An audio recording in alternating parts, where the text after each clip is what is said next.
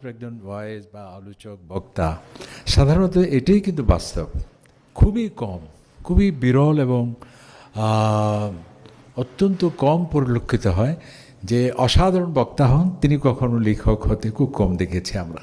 যিনি আবার লেখক হন তিনি কিন্তু বক্তা হতে পারেন না।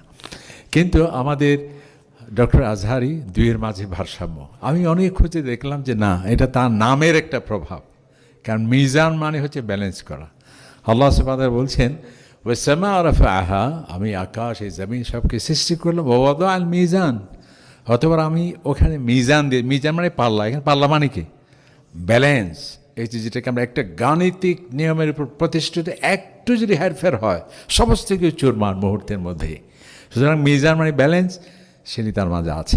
আবার আরেকটি জায়গায় মিজান মানে ধার্মিকতা, আধ্যাত্মিকতা। এই ছোট বয়সে তিনি যে আধ্যাত্মিক যে বিশাল অ্যাচিভমেন্ট